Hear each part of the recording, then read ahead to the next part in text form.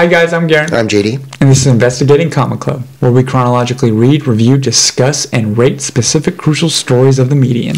Indeed, and we hope that you guys will subscribe to become Misfit members of Comic Club yourselves. Stick around till the end of our conversation for our episodic comic quality poll. Share your opinions of the story in the comments below, and wait through the Misfit Picture Show's logo for any potential bloopers that the episode could provide.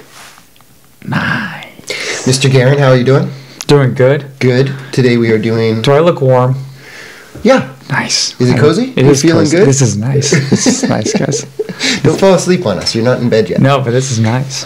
So last week, guys, if you didn't know, but the House and Powers of X hardcover came out. It was at stores for $60, $59.99. And the place we go to, Collector's Paradise, the owner is friends of Jonathan Hickman, and so he was able to get as a favor his pre-orders signed copies or signed prints for the release. So when we pre-ordered, we got the hardcover. This is it without the dust jacket. Gorgeous design. Gorgeous. Absolutely gorgeous design. There's that right there. It's nice and it's a good size, of course. There's 12 issues. But then in the back it has, as most do, all the covers and the variants. Oh God, there were a lot of covers. There's lots of covers. And I don't even think it was all of them, actually. There were some in there that I was like, I was looking for some of them. I was like, nope, they didn't have all of them. Wow. And that was more like these were all the variants of like certified, I think, variants. Okay. Like the two that I was thinking of was like Eastman's. Okay. Like that's not, in there. They're not in there. Yeah. Wow. So I was like, I wonder if there's other ones that aren't in there too. I'm sure they are. That's like specific artists coming up with a deal with Marvel, like Kevin Eastman. Like actual. Yeah. That's why I was like, that makes more sense. And then so then the card signature. Yeah, the print. That's really cool, and it's limited 100. 100. So that was really cool to get. Yeah. Very pretty indeed. I will say one thing. I do think that the hardcover looks better than the individual printed pages of the comics, but not actually quite as high quality as actually what I was expecting. No, yeah, I think we were looking forward to. We were like, oh, this is it. Here it is on the screen. Here it is on the print. Now hopefully they meet somewhere a little above that, a little below when it comes out, and they kind of did, but yeah, I feel the same where it's not like they still didn't do the colors and the artwork. Yeah, there's some of the things where even my mind's looking at some of these panels going like, this is, I'm remembering how exuberant it was on the screen, and then going, it's like, dang it, and you can almost feel the paper, like you can almost sense some of the, I don't know how to even explain that, to where it almost needed more ink or less ink to really show off the colors as much as it needed to. Yeah, there were two things in particular. The Nimrod page, where he was looking at all the tech stuff, the colors on that. And then when Forge and Professor X were talking in like kind of the glass room, like glass bowl, and the fish were outside and the blues. Oh, yeah. Those two on the screen were just unbelievable.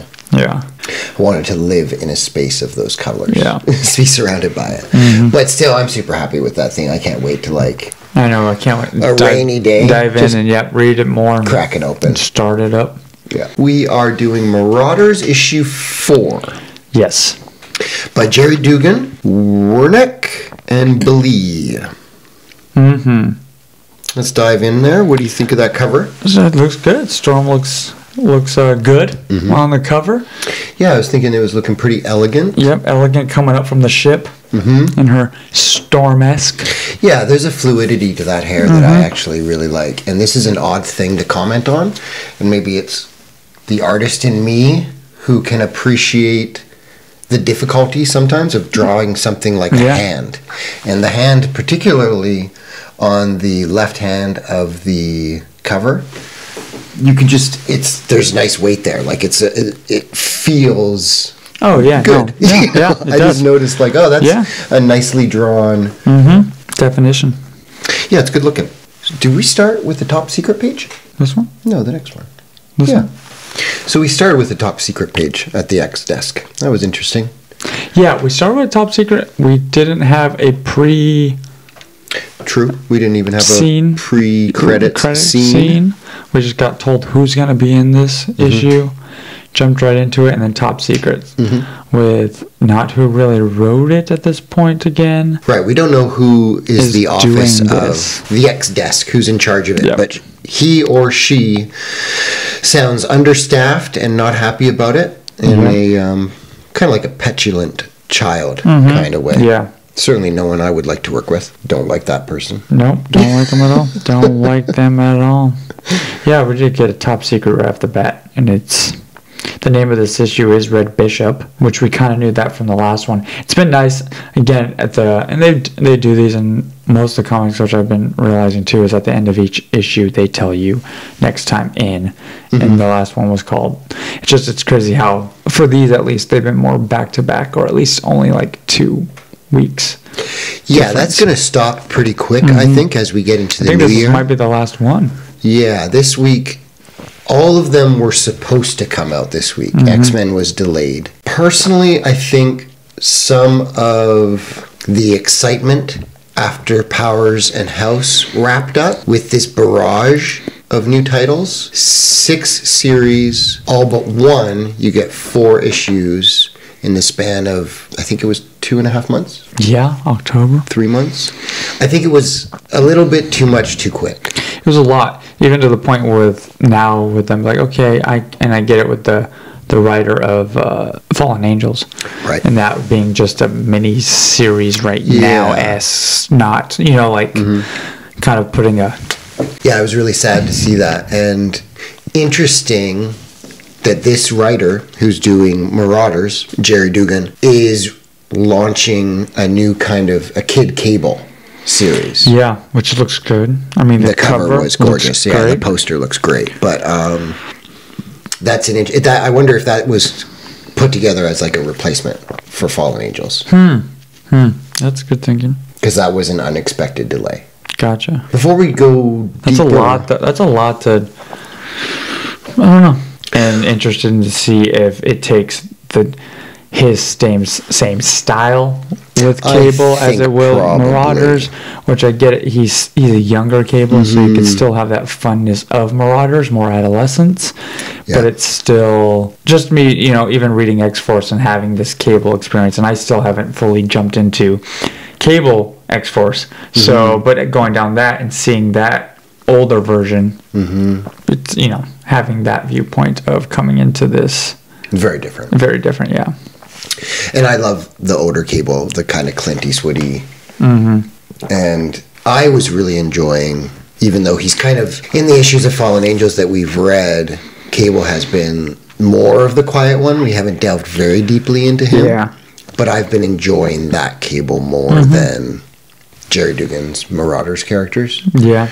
So, a little disappointing for me, but I'm still optimistic. The art in this issue, it's a different artist, and I actually enjoyed it more. Gotcha. Kitty Pryde in particular, his illustrations of her, from her ponytail to the weight distribution of her stances in the fighting and in between the fights, it's awesome. It's awesome. And I think that the details, Bishop is looking cool. Yeah.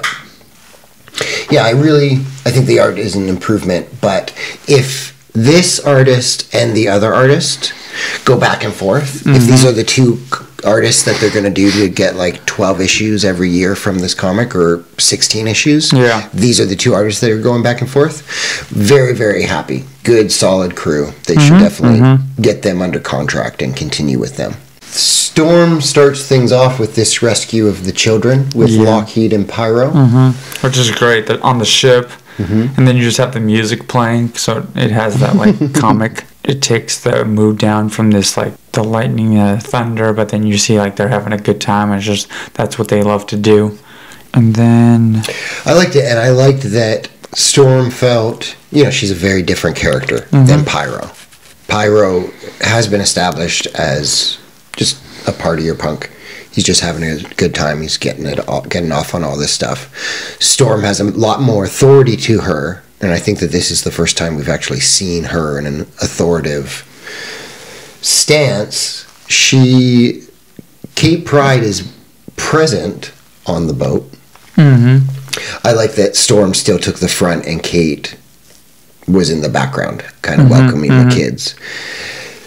One thing though, if Storm literally has no idea who this soldier is, she hits him with lightning twice. I don't quite know, one, how he would survive that, and two, why she would risk his death. Yeah. It makes a dramatic scene, but again, I think Gerry Duggan, character. Yeah, and the scene doesn't really even call for it. Storm could just literally whisk him away with a gust of wind and throw him into the ocean. Yeah, there's no need for that. Even she says it. It's almost like her actions don't go with her words, because she even mentions being like, "You're not any threat to me. I'm gonna," she could easily just done the whole with her fingers, showed her powers, and be like, "All right," and then like you said, if that didn't help, whisked him away with like a tornado. Yeah, throw him 6 blocks into the ocean, and he can survive with the bruises. Hitting with a It makes for an exciting and visually arresting scene. But again, I think Gerry Duggan is guilty of, wouldn't this make something cool? Wouldn't this be cool? Instead of think things through. Is this in character? Yeah. But so be it. Then we're into Bishop. The jumping. Yeah. It's great. I like these 2 pages, just them jumping and getting stuck in the ceiling. Yeah, do you see what I mean with this artist? Like, the other artist was very, like you would say when you would go up tight on it. Yep. Very loose and lean with the lines. Yeah. This one, it's lots, like, there's, like, the detail Yeah, of there's her, some details. and it's, like, Look at that. It's nice work. It's very, very nice work, and even sharp, like, like, how do you get in that type detail? Yeah, it's really strands nice of hair and everything. Like, it's really good. Yeah, it's really, really nice work. I don't know this artist very much, but I think it looks pretty good. And again, with Gerry Duggan, the scene, he wants the character to say something like, "What? We're going to die." It's not Bishop, though. Yeah. If you're going to choose, I would imagine that Gerry Duggan chose his team. These are the characters I would like to play with. Obviously, with characters. 6 titles, there's going to be, but I really want Nightcrawler. Okay, you can have Nightcrawler, but I get Bishop. If you want these characters, know their dialogue. Yeah. Like Iceman would have said that, but that's just not Bishop. Bishop he's actually not even a really difficult character to write. You're not familiar with him, but he's like a family-oriented Clint Eastwood. So if you can picture that Clint Eastwood character, but he's very bonded to family. He would put everything kind of first. So as like somebody like Logan, this is what I want to do. I'm going to do it. I'm going to do it. Bishop would be like, everyone is good? Everyone okay? Okay.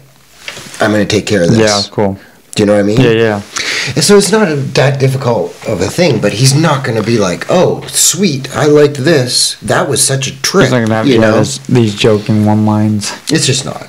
And he wants the young adult feel. Obviously, that is his target audience, which is even more apparent when we see the villains at the end of this issue. Yeah. You see which is absolutely fine. The dialogue goes with the brightness of the comic, at least. But if you have 2 characters like Kitty and Bishop, and you want somebody to say, "We're going to die," but neither character, it's not in character, then unfortunately they just don't say the line. You don't need to say that. You lose that line. Yeah. Which is fine. It's still a really fun scene. Look at them parachuting into this thing. It's cool. It's like I think he's trying a little too hard to make it hip with the kids. Gotcha, yeah. And that goes with the alcohol. That goes with everybody joking around. Yeah. That oh my goes God, with, I had some drinks. we're like getting tattoos. All of that. It's like you're trying a little too hard to be hip. Yeah. So we get back to Bishop Taipei. and Taipei, which is nice. That's been going on since issue 1. Bishop has been pretty adamant about something going on. Yeah. Her husband touched a gate and disappeared, supposedly. And she contacted Bishop to figure out what's going on. It's all that inside mumbo jumbo political nonsense. Yeah, a little bit, but I do like that reveal. Yeah. I do like the idea that I like the human repercussions of somebody like Professor Xavier. We are used to these characters. We spend more time with them. Yeah. I think this is a very small population of super beings.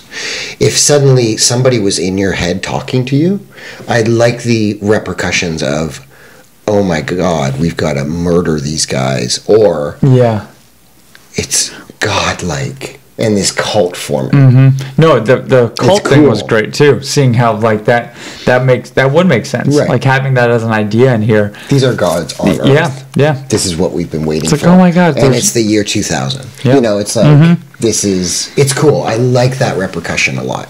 And I do like the reveal of this woman who is clearly anti-mutant, her husband being awed by Professor X and the mutants, and her being like, okay, we're going to lock you up. Yep. All of that stuff is a fun reveal. I actually really enjoyed it. We certainly should have...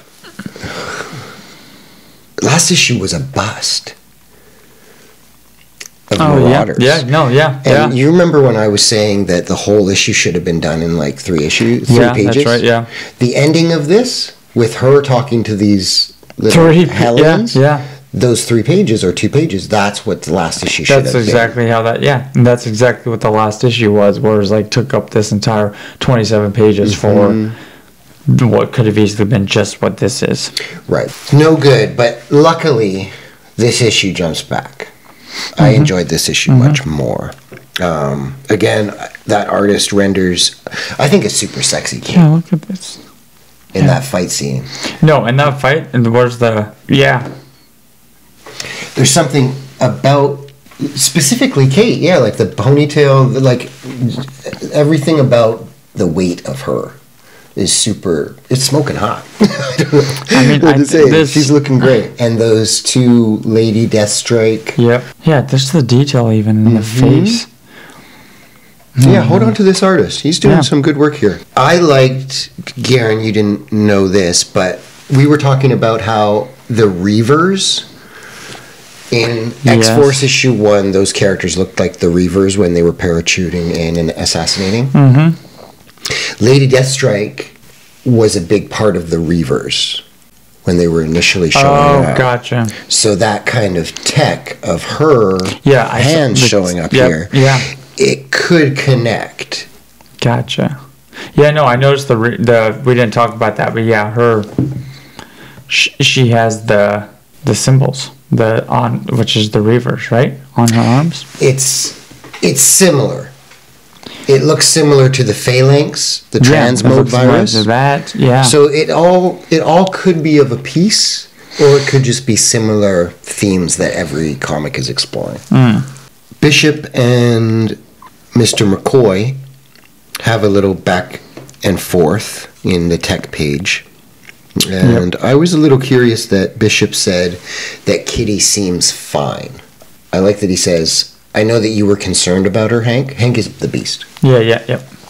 I know that you were concerned about Kitty, but she seems fine. I like that Hank is concerned that there are conversations going behind the scenes, because Kitty was real drunk over the course of those first 2 issues. But she did phase a feather pillow into this woman and left it in the woman.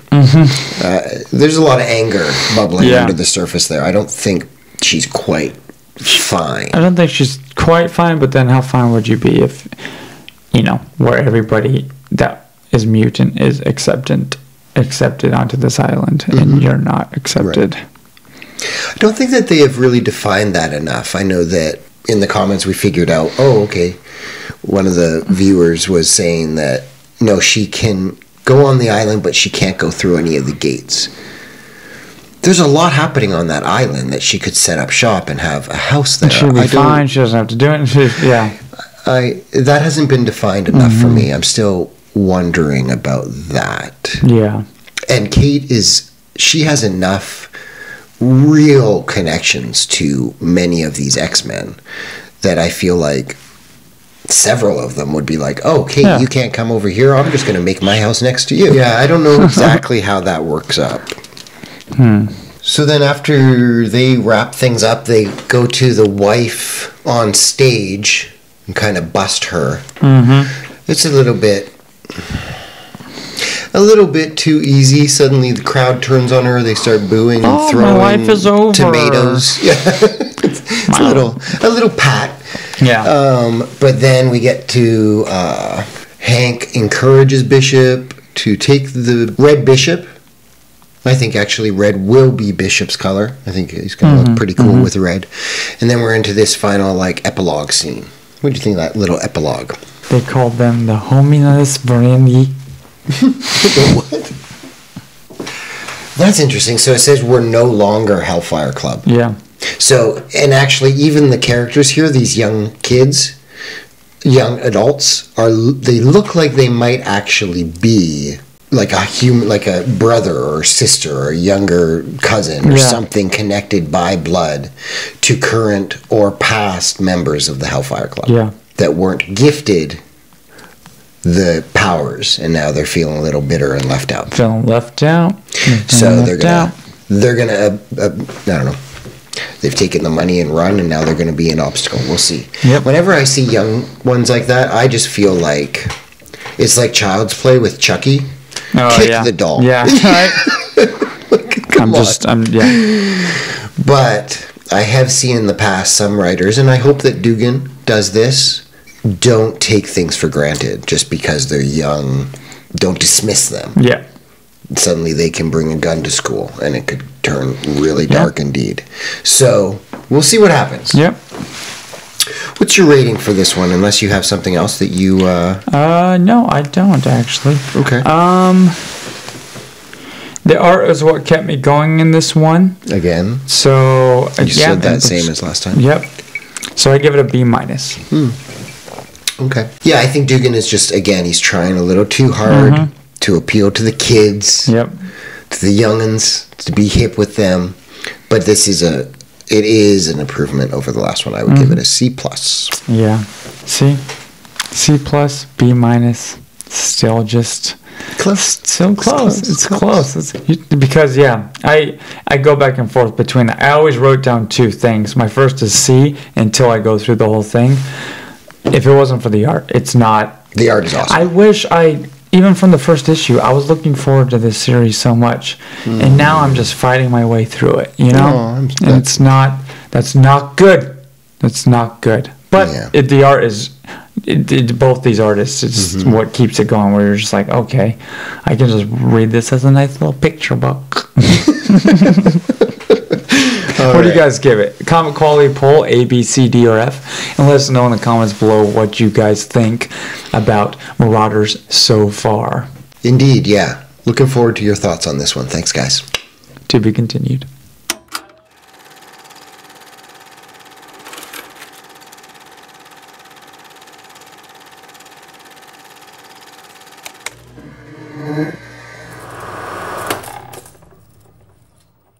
Share your opinions of the story in the comments below.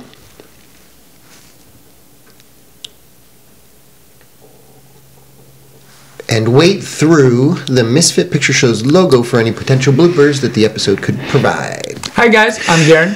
I'm JD. And this is Investigating Comic Club. We start that. Gotcha. This one, thanks guys. To be continued.